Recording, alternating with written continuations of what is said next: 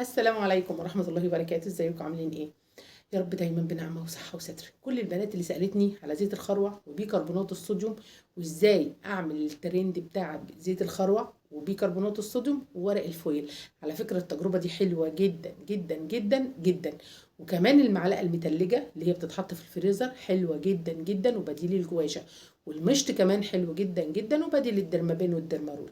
بس انا حبيت النهاردة اعمل معاكم الوصفة بتاعت بيكربونات الصوديوم، عشان بس الناس اللي بتقول الأبلة أماني انت بتعمليها أو مش بتعمليها. بسم الله الرحمن الرحيم. أنا ما بحبش يا جماعة أعمل حاجة قدام الكاميرا، علشان في ناس كتير قوي بتهبد في الموضوع ده. بصوا، دي كمية بيكربونات الصوديوم، وادي الطبق فاضي اهو. ماشي، أنا مش عايزة الفيديو يبقى طويل عليكم بس والله. بسم الله. عايزه اقول لكم ان انا رحت النهارده جبت زيت خروع معصور على البارد من المعصره. بسم الله. هحط مقدار معلقتين زيت خروع او 3، بس انا عايزه عجينه حلوه قوي. بسم الله الرحمن الرحيم. الزيت ده انا رحت وقفت على العصاره وخدت شال ابيض كده وحطيته على المكنه لحد، بصوا هنقلب اهو لحد ما يبقى عجينه مع بعضه اهو.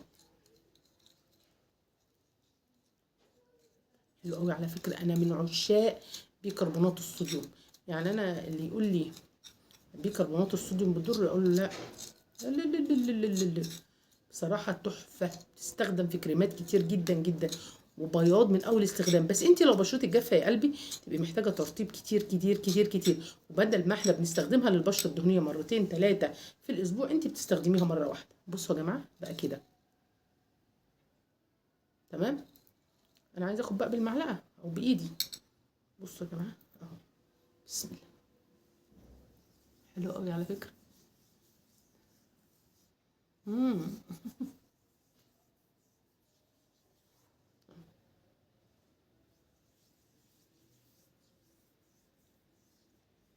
ولا اروع.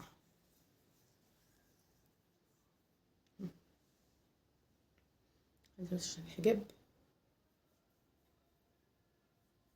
منطقة. عايزه اقول لكم ان انا امبارح وقع، حد وقع على انفي كده حاجه.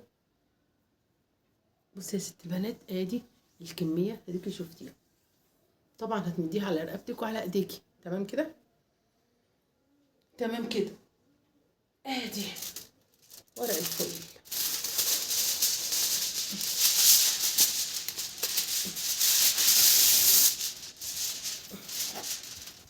بسم الله.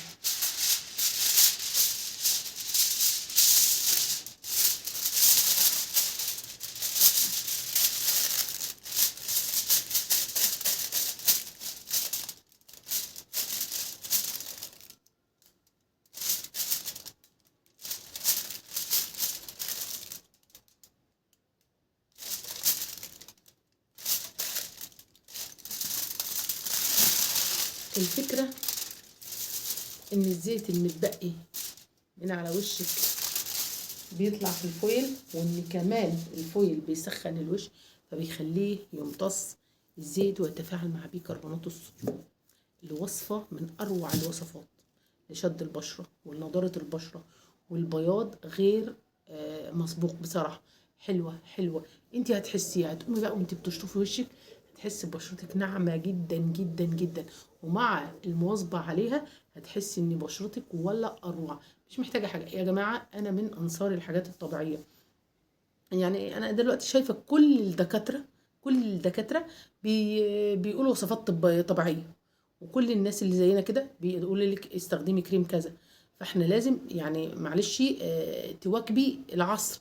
لازم تبقى عندك معلش معلومة، يعني شغلي دماغك في حاجات ينفع معاها كريمات، في حاجات ينفع معاها وصفات طبيعيه.